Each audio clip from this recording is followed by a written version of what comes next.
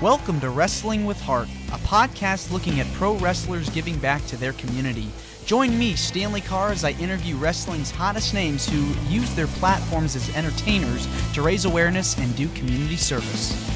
Hello and welcome to another edition of Wrestling with Heart. This is the show where we talk with professional wrestlers and professional wrestling personalities about their lives in and outside of the ring, as well as doing acts of charity work, community service, volunteering, and spreading positivity. We're always about the positive vibes here on the show, and with me right now, I've got a very special guest. She has competed for numerous promotions around the world, most notably in her home country of Australia and in the United States, worked for Shimmer, Shine, made appearances for WWE as well, and many others. I'm pleased to welcome the one and only Shazza McKenzie. Welcome, Shazza, to Wrestling with Heart. Hello, welcome. Welcome. Thank you for having me, is what I was supposed to say. It's all good. It's fine. We all have those days. So talk to me about your childhood and upbringing. I had a pretty normal, I guess, what is normal? Normal doesn't exist. I had a pretty, normal, upbringing. I grew up wanting to be a performer. My whole life, I knew I wanted to be a performer. I really wanted to be. When I was young, I wanted to be like a singer and dancer and actor. I was constantly in performing arts and maybe a bit too much when I was young. My parents were very supportive. They weren't like they weren't stage parents by any means. I said, "Hey, I want to be a performer." And they said, "Okay, well, like here's some singing classes and here's some dance classes and here's some acting classes and here's like the things you can do." And they may have gone a little bit overboard and to a point where I like crashed out once I got to high school and I went, I'm doing too many things, I don't want to do this anymore. But if I'd simply said, "Hey, I don't want to do this," they would have been like, "Oh yeah, that's fine." They weren't forcing me to do it. But in my head, I was like, I can't let them down, I have to do these things. And that's how I ended up with crazy anxiety. So you knew at a But young age this is what you wanted to do, being in the entertainment yeah. industry. Yeah, I knew I was meant to be in the entertainment industry. I am a, not that I don't put too much stake in a star signs, so to speak, but I am a Leo, and one of like the traits of being a Leo is like being the center of attention and like wanting like I guess I naturally have always had that, whether I was aware of it or not. I always knew I wanted to perform. I didn't think I had no interest in professional wrestling as a child, at all. I wanted to be the next Britney Spears. I wanted to be the next Christina Aguilera. I was going to be a pop singing, acting sensation of the world, until I was about, I think I was 15 when I first saw wrestling. And I saw Trish Stratus, and I was like, whoa, wait, this woman is amazing. She's captivating. She's talking like it was just after she turned on Chris Chris Jericho and joined Christian, and like she was talking so like she was just so entertaining, and I was so drawn to it. And then she kicked ass. She was just, especially back then, she was like, even though like her character was like a little bit of a coward, they had her in like a handicap match with Jericho, her and Christian versus Jericho, and I was like, oh my gosh, this woman is like beating, like she's taken it. And I was just like, this is everything. And then like from there I was hooked, and that was everything for me. Like from that moment on, there was no like there was no going back. Like, and everyone always was like my family, well, oh yeah, like this is a phase. Like she's just gonna like be into this for like 6 months or something, and then she's gonna be on to the next thing. Like it's fine. This is just what she does. And then that was 21 years ago. So I guess it wasn't a phase.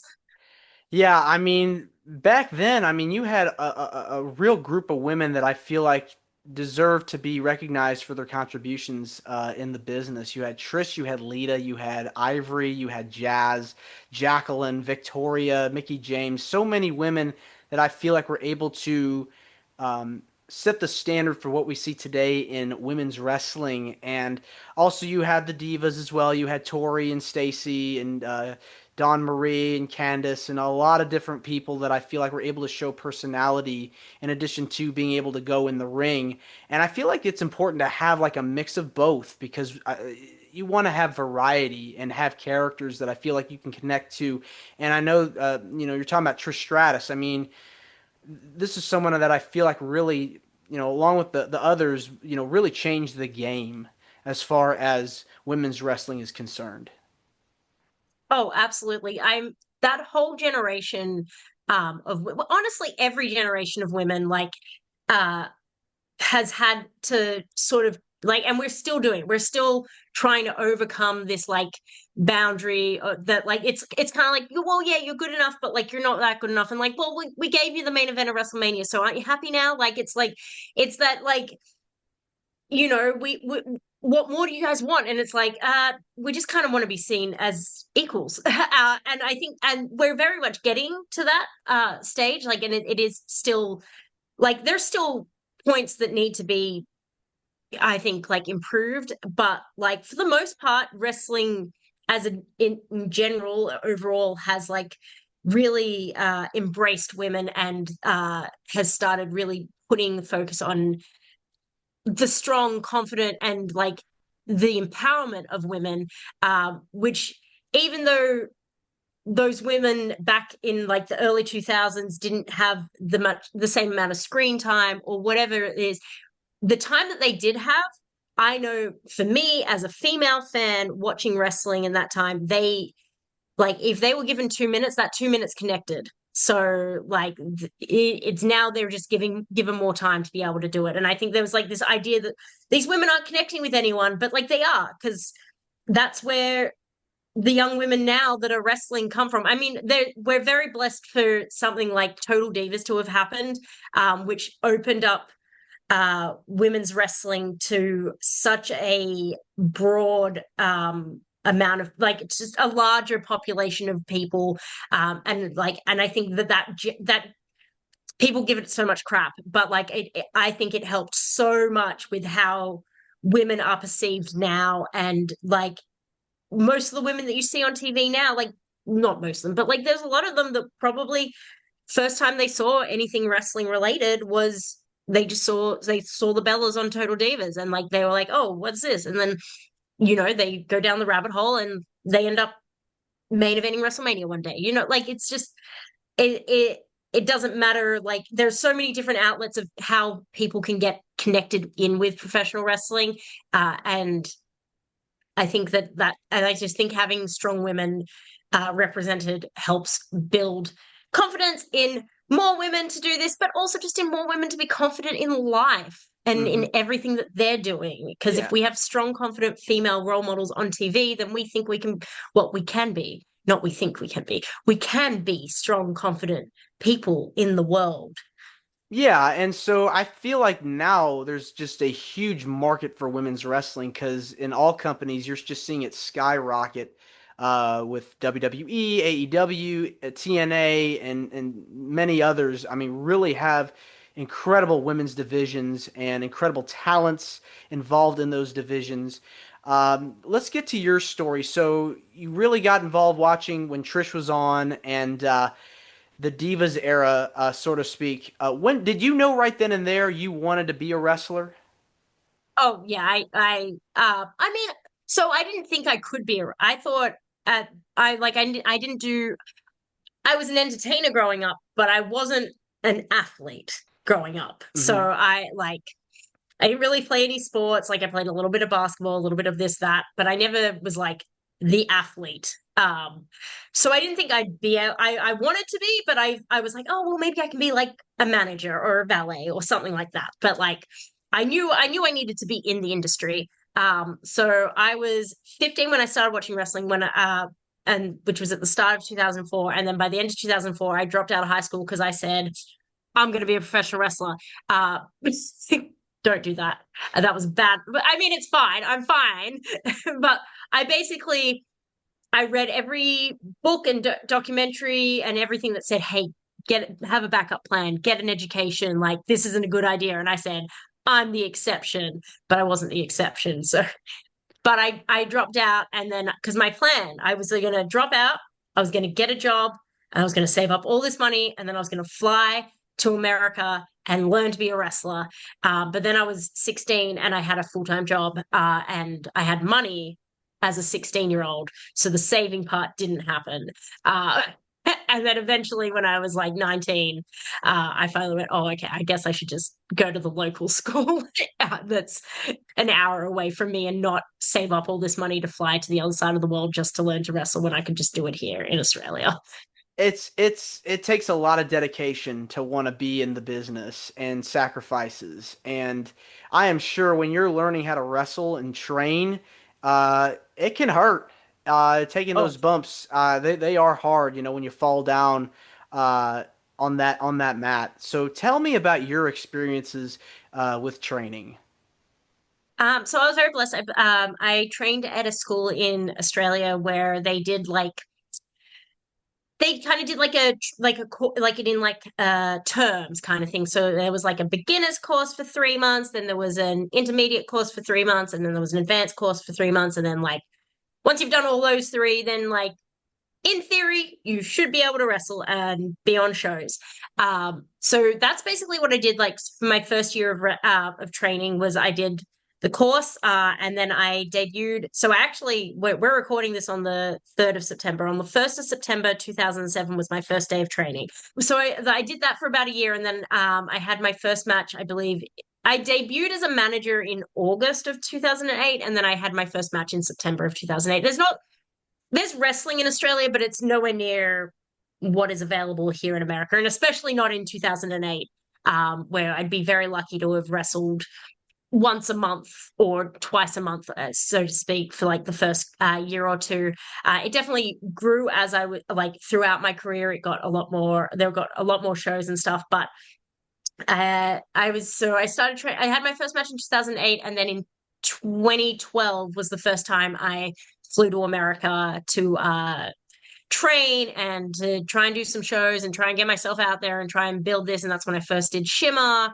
And that's when I started meeting people. I was training at the Shikara Wrestle Factory. I was training at what used to be the Ring of Honor dojo in Philadelphia, which is now the oh my gosh, Worldwide Wrestle Dojo by Cheeseburger, which is also where I met Cheeseburger in 2012 before he'd even had his first match. And now he's running his school in the same building, which is crazy. This 13 years later.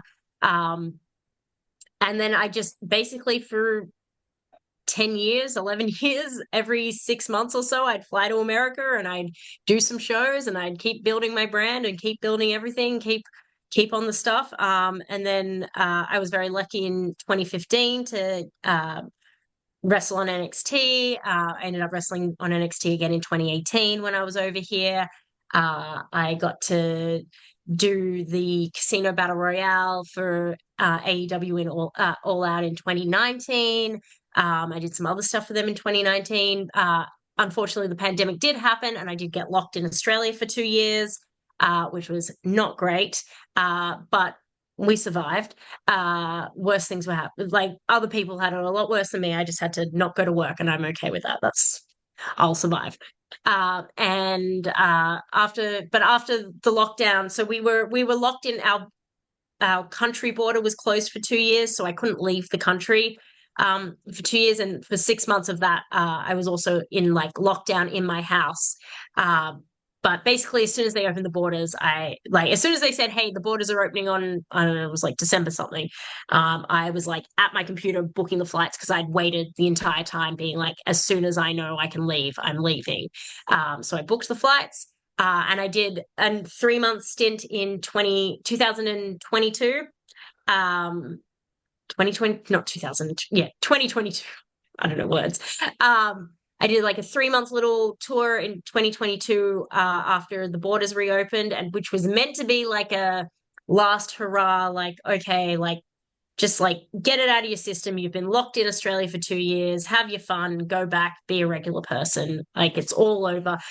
Except I did that, and I went, oh my god, I need to find a way to move to America. So then I came back from that tour, and I essentially threw away my entire life and moved to America. And and you're still And now going I'm here. strong. Yeah. You're able to, And now I'm here. yeah, I mean, you're doing incredible on the independent circuit, wrestling around the country, getting that, putting the work in, putting the reps in, getting your experience. Uh, any pieces of advice that your trainers taught you early on that you've applied to today that you can recall?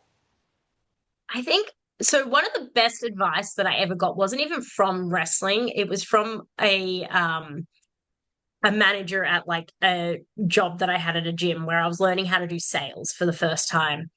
And they said, fake it till you make it. And I'm sure we've all heard that, but they like really like explained it. They were like, hey, like none of us know what we're doing, but you just have to be confident. Um, and I think it's the best. Like, it applies to wrestling, but it just applies to life. Like, it is so like we go into these situations, especially because in wrestling, you get like if once you get to a higher level, you're in these situations where you're like, what am I doing here? I do not belong in a room with these people. But like everyone's thinking that. I mean, maybe not everyone. Triple H is probably not thinking that, but for the most part, you're like we all think that everyone feels like they belong, but we all have this imposter syndrome and we're all trying to like just feel normal.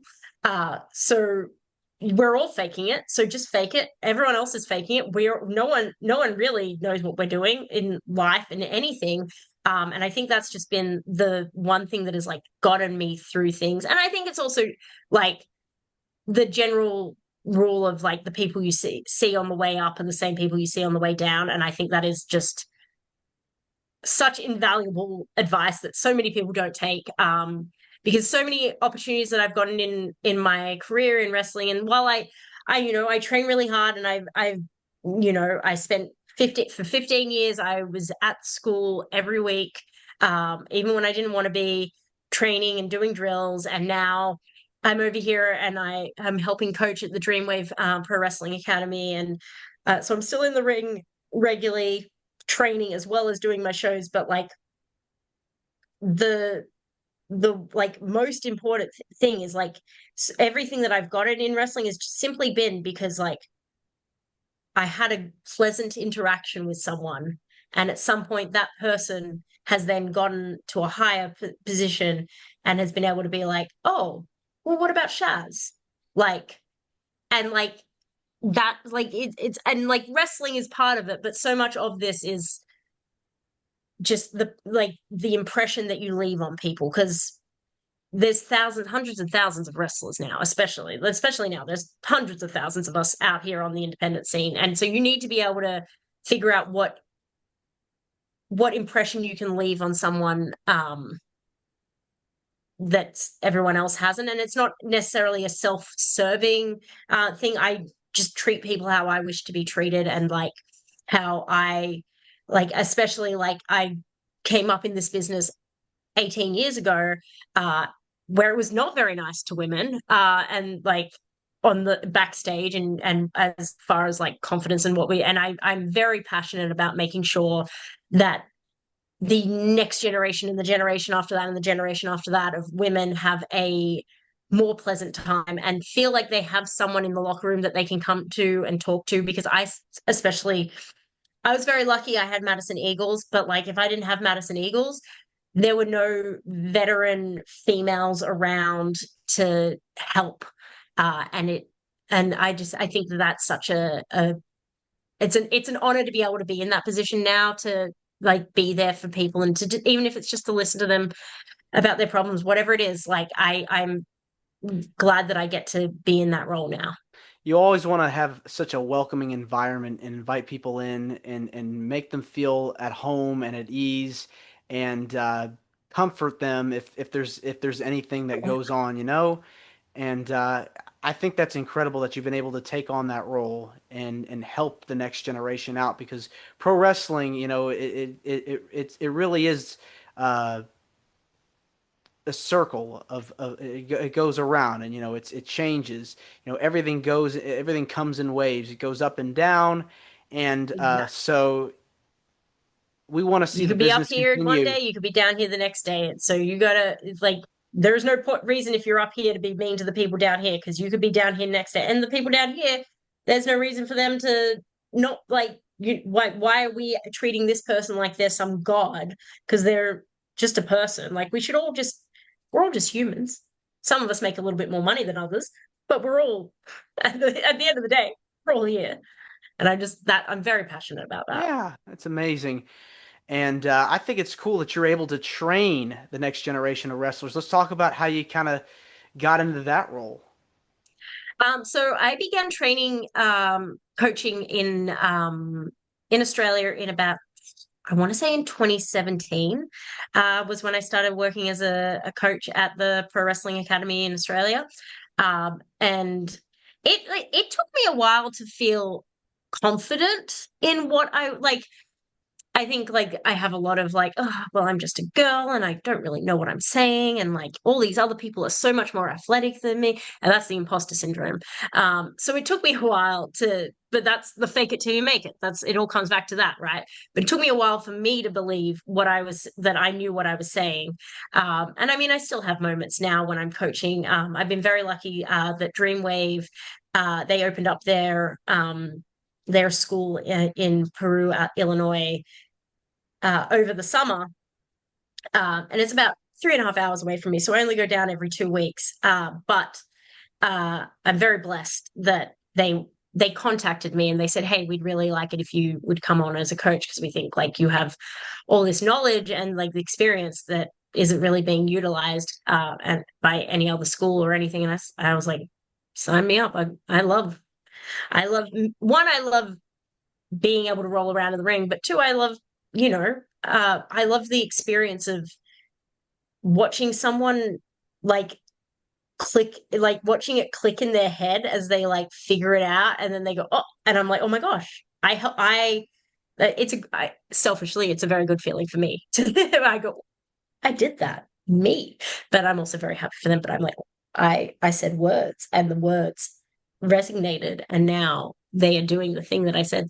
And then yeah, I really do enjoy it. And there's these kids at Dreamwave, they've been training for like 2 months and they're getting so good already. It's crazy. And I'm very blessed that I've got this opportunity and this experience. Yeah, and so I'm sure you get students that come to you all the time, and you're like, wow, they're like, wow, you really helped me out here today. I want to keep doing this. I want to get better. I mean, I'm sure you get those interactions. Yes, and I never believe them. But they're always like, "Oh, thank you so much for coming today." And I said, "It's okay. You can tell me you didn't learn anything and you don't want me to come back. You don't have to lie to me." But that imposter syndrome. So, I mean, you've had so many matches over the years, wrestled a lot of different opponents. Who have been some of your favorites that you've gotten to be in the ring with over the years? my absolute favorite opponents are my like uh back in Australia, my trainer, Madison Eagles, and then Charlie Evans and Jessica Troy, because it was kind of like Madison was our mom, and then I was there and I was kind of big sister, and then they came up through like they started, I think it was like 2014. And then now they're at the top of the game, and it's just been so cool to watch them grow and progress as wrestlers. And I love working with them. I mean, they're my best friends, so it's easy and I love it. So I'll always wrestle Jessica Troy, Charlie Evans, and Madison Eagles if they ever want to wrestle. Um, in America, I've been very blessed to wrestle with Lainey Luck a lot, who's become one of my best friends, and I love that we just kind of have the same like mind for wrestling. She's so much more talented than I could ever be. She's so athletic. She's so smart. She's so good. She's so strong. And I wish I could be her, but I can't. So I will just admire her and I will wrestle her, and we'll have fun matches when we do wrestle. Yeah, I mean it's always good to have those opponents you have chemistry with because you know each other's styles and they work well and you constantly you're on the road with them and you feel comfortable at the end of the night and you can go and get ready for the next match. So Exactly. having that opportunity, I mean, it just puts your mind at ease. It's just like Wrestling your friends it's so much easier than, I mean, not that I mean, you can have good you just have better like not better chemistry. There's just like this like guard is down and you're just like it's cool. Like it's just it's my friend. They'll know what I'm going to do. If I forget what I'm going to do, they're going to know the look on my face that says she doesn't know what she's doing. They're like it's just a different type of thing. I Yeah. love it. Now, you had mentioned earlier you made some appearances with WWE and AEW, getting to wrestle for NXT and at All Out in 2019. Talk to me about those experiences. So those they were crazy. The first time that I did NXT, I was literally it was 2015, so it was just after the Iconics had just been signed to NXT at the time, I think, and it was the first time I'd been to America since they'd been signed. And I was staying in Florida for some wrestling while I was there, and we had intended to go to NXT because I wanted to watch the Cassie and Jesse's first, like the first time I could watch them in NXT and in NXT essentially. And then basically the day before, I just got a call saying, "Hey, they want you there tomorrow at 1 p.m." And I said, "They want me where? Where do they want me? I'm I'm just minding my own business over here." And then they said they want you like at Full Sail. I said, "Okay, let's figure out what we have that we can possibly wear." Luckily, I'd randomly packed a dress for this trip, which I would never have normally done because I don't like. We weren't going anywhere. I was there to wrestle. So I found a dress and and then basically I just got there and they're like, "Oh yeah, cool, you're wrestling Emma," which was really cool because Emma Tennille was I wrestled her in Australia in her last match before she got signed to WWE. It was her farewell match, and so then we were able to like finish the story because she just turned into Evil Emma. And she was like, they put it over on commentary that we'd wrestled back in Australia, and that this was like a different version of Emma that I'd never had to handle before and stuff. And it was very very cool. It was a blur. Like everything was just it's like from the moment I was told, "Hey, we need you there tomorrow at 1 p.m." I was I was just in like autopilot because like I had no intention of this happening. Like I was just existing. And that was the first time I ever thought even like, oh, because you have to also keep in mind that they didn't hire wrestlers at the time. Like this is very much like before the big boom. This is before the Mae Young Classic. This is before like The women's women's revolution wrestling. really started Yeah, taking off. exactly. Yeah. Right. Like so like there was no thought in my brain that I would ever work for WWE. Like that had never truly had never crossed my mind because it's just not on the cards. They hire models, they hire athletes, they're certainly not hiring some random girl from Australia. So I had very much like, especially they'd also just hired Jess and Cass, and like they don't need how many Aussies do you need? Apparently a lot of them. But that was like the first time that I was like, okay, maybe I can do this. And so like then I started like really focusing on like I guess trying to get signed as it is. And I ended up having a tryout in 2016. And then there was talk about the Mae Young Classic in 2017. And then I ended up doing NXT again in 2018. And I was just doing a lot of traveling around that time, 2017, 2018, 2019. And then I ended up wrestling Brandy Rhodes at the end of 2018 in Australia. And this was before AEW had been announced and everything like that. And then after the match, Brandy and Cody pulled me aside and they said, "Oh, hey, so you probably heard some rumors on the internet, but like this thing's actually going to happen. And like we think it might, like this is going to be a real thing. And so like hopefully we can get you over for this and like all that." So then I just stayed in contact. And then when All Out came around, it was about 2 weeks out. They said, "Hey, you available?" I said, "You know it." And then then I had my flights and I got some gear made real quick and I said, "I'm on my way." And flew in, flew 24 hours, did my little 30 seconds, I think I was in the ring, but became a meme, and then did some StarCast signing the next day and then went on home. back to went back to my office job. I mean, you're getting that exposure though. So Oh yeah. when Oh, you're it was amazing. yeah, I mean, it seems like it's an incredible experience, being on television, your friends and family are watching, being seen across the world. Describe the feeling of being on television, in front of all these people. I think one of the things that I really like tried to do, especially at All Out, because we were kind of walking down the ramp as opposed to like doing an entrance because we were all kind of coming out in like our little lots. As I remember like someone being like, "Hey, just like make sure you like look around or whatever," because like I think there would have been like 14,000 ish people there. So I was like, "This is most likely the largest crowd I will ever perform in front of." So I very much remember like as I was walking, just actually like looking around and being like, oh yeah, that's I'm here. And like it was like this feeling of like, well, like no matter what happens, like I've made it. I've done so much more than I could ever possibly thought of doing. And I'm here and I'm doing it. So that's cool, right? Like and that's just that was the feeling. I was just like, this is cool. I'm so content.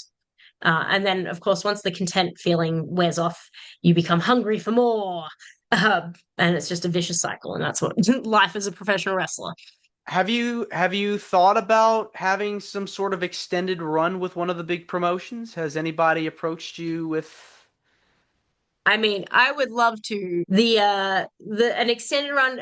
I think had the pandemic not happened, things would have gone a little bit differently for me. But I also don't like I'm also very much like whatever was meant to happen and I'm where I'm meant to be, whether this is where I envisioned I would be or not. Like I know now at my age and at my tenure in wrestling it's probably unlikely, which I'm so very okay with. I would love to something I'd really love to do would be to like be me and Lainey have started a tag team, so if we could wrestle for TNA for the knockout titles, that the tag titles, that would be amazing. That's like probably one of my top goals or dreams right now.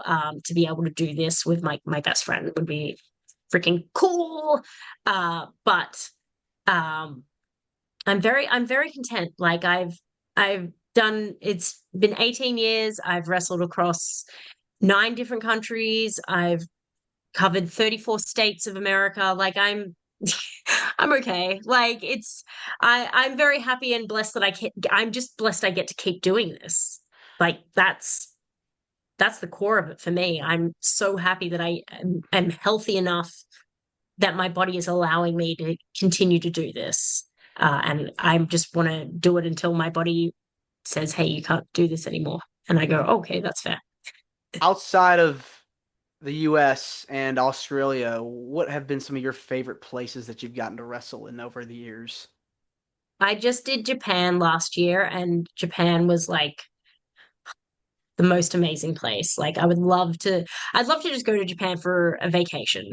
I mean, I love wrestling there as well, but like, I just think it's such an amazing country, and the culture and the food and everything there. I would love to, yeah, love to be able to go back to Japan just to visit.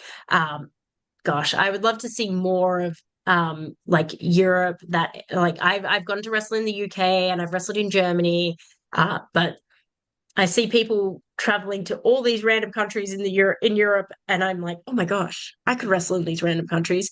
But then I'm like, oh, that's a lot of travel. I'd be so sleepy. Maybe when I was 27, but I'm 37 now, so I'm a bit sleepy.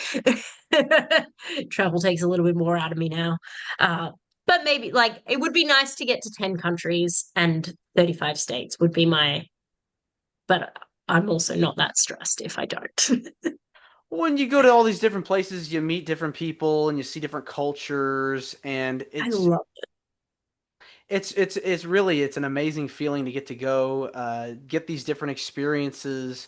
And when you go to these shows, I mean, the crowds are intense. They love watching professional wrestling. Everywhere you go, they really are into it. and you get different styles of wrestling as well, like in Puerto Rico and Japan, as you mentioned.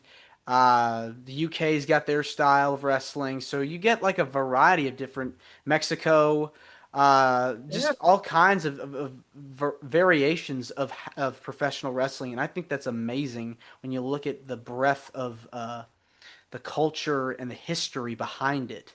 Um, so yeah, I mean, if you are still up for doing it, yeah, I can definitely see you going after those tag titles and wherever it could lead that you. I would mean, be, it's yes. That'd be amazing. yes, We'll see. I mean, I'm not saying there's anything that I'm anyway. I'm not done. I just know I'm closer to the end than I am to the start. I don't have yeah, another 18 years in yeah, me. I know yeah, that. yeah, That yeah. I'm sure of. I could definitely see you got you're still going strong. I could see you definitely continue to do some good stuff. Yeah. I want to switch gears and talk about some of the stuff you've done outside of wrestling. I know you've been involved with a lot of charity organizations or have done charity work outside of the business. What kinds of things have you done over the years to help out in your community? So one of my favorite charities to support is a charity down in Australia called Lifeline. That is a suicide crisis prevention hotline in Australia, and I've been trying to support them for as long as I can remember, because my mother actually, when I was younger, was a counselor, and she volunteered there and did like the counseling stuff. And she wouldn't tell me stories, but she would tell me how like impactful that role was for her. And mental health has always been something that I've been very passionate about. Because I've struggled with it throughout my life, throughout my career, throughout everything. I was very blessed. The other year I wrestled Sean Ross Sapp, and we raised over, I think it was over 2.5K for the National Alliance of Mental. Oh God, NAMI, NAMI. I was like, oh my God, what does the last word stand for? I'm very blessed to have done a lot of things that have helped in that aspect, because I think mental health becomes such a stigma.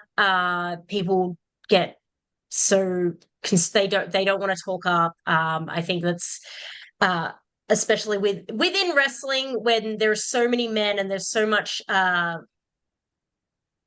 I don't know, I don't want to say toxic masculinity, but like a little bit of toxic masculinity and this inability to be vulnerable and acknowledge like the struggles that they're going through.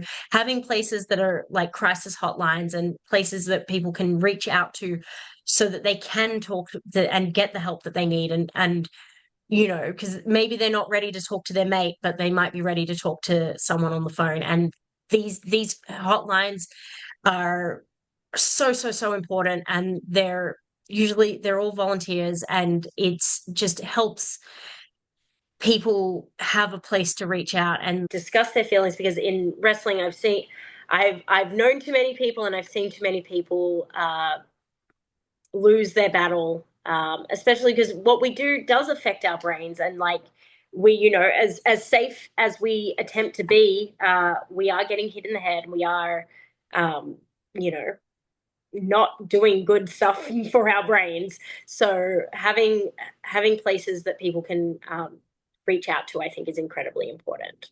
Yeah, I mean, you just never know what somebody's going through, and being there for someone, if they're struggling, if they're going through a hard time in their life, it really means the world. We've lost so many people over the years that I feel like to suicide, that should never have even we shouldn't even have thought of even losing them in the first place. It's tragic.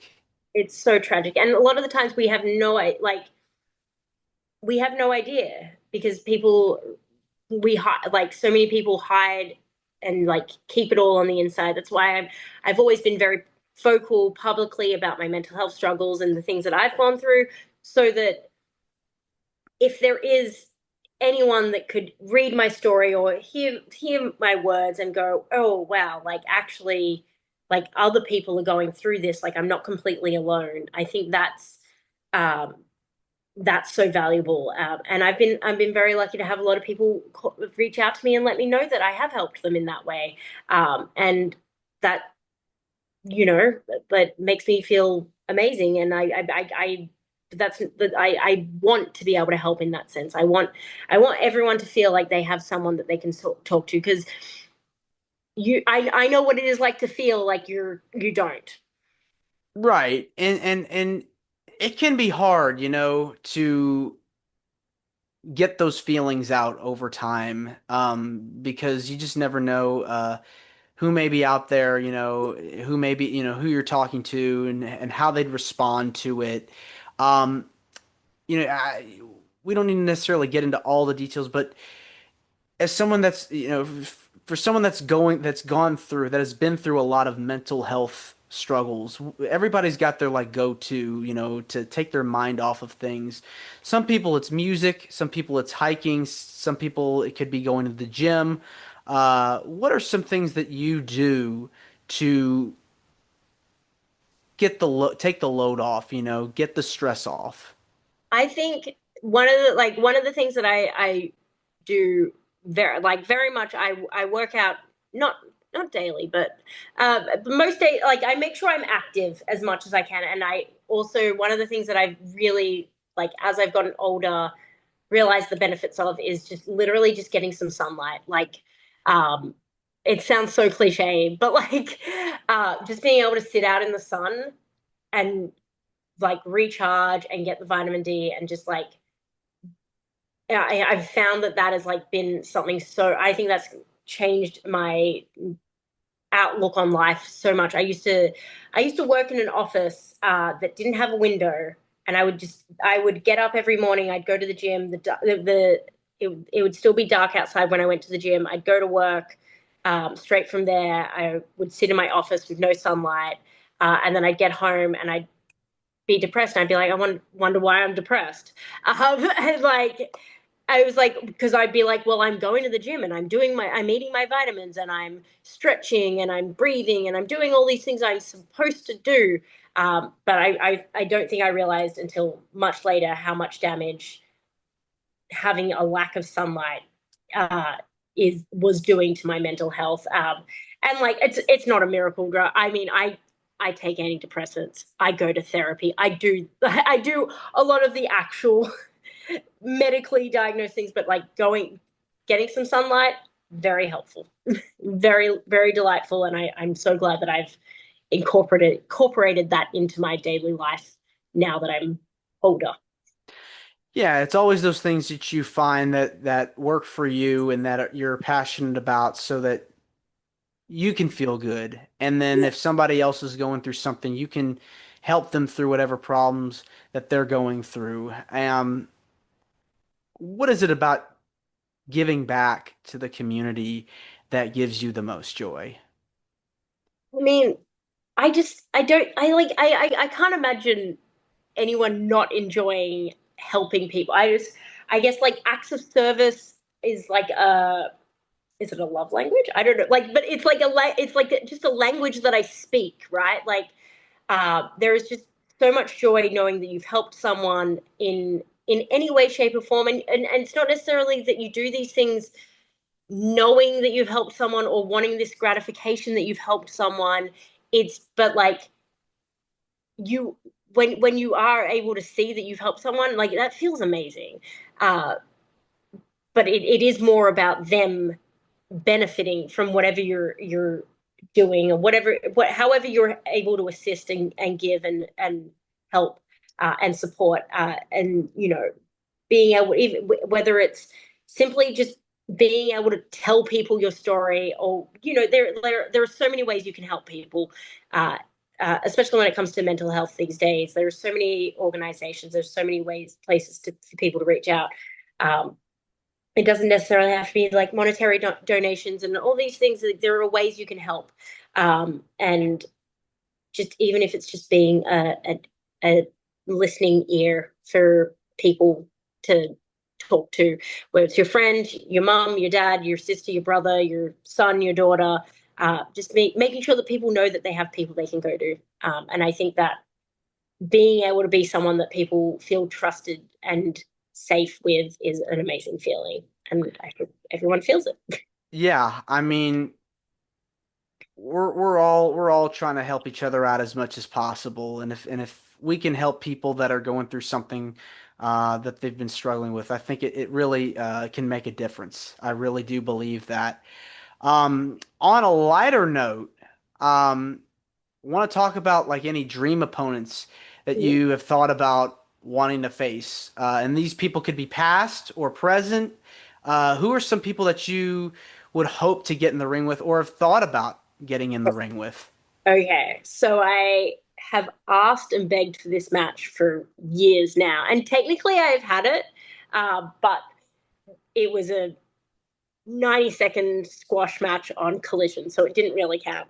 Um, but I really want like a singles match with Deonna Purrazzo on the Independents, somewhere where we can go, 10 to 15 minutes and really like just wrestle. Like that's like I love wrestling, and I just want to and I want to be able to get in there and wrestle with someone that can wrestle and sharpen my skills while they sharpen their skills, and iron sharpens iron and all that sort of stuff.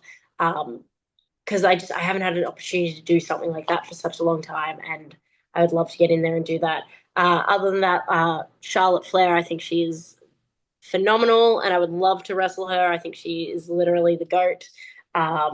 Natty, not. I mean, I'll wrestle Natalia too, but Natty, I want some of that.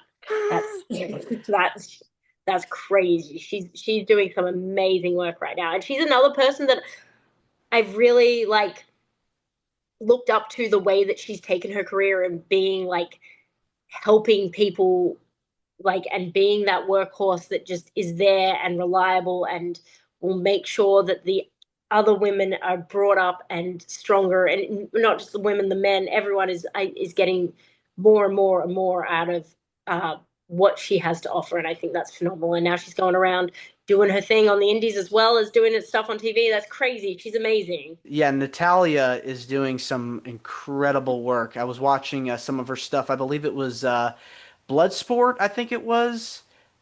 Yeah, Amazing stuff.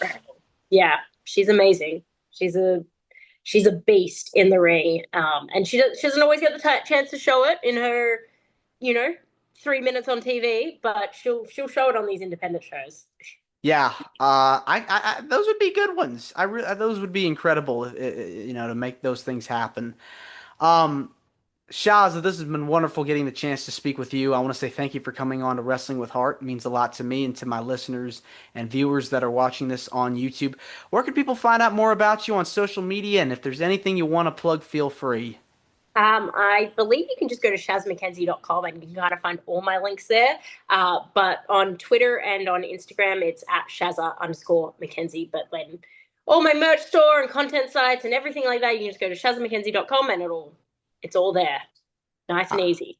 All right, there you go. Thanks again, Shazza, and you're more than welcome to come back. Thank you so much. All right, take care. This is Wrestling with Heart. I hope you found this podcast to be informative and entertaining. If you did, please hit the subscribe button and look out for the next edition.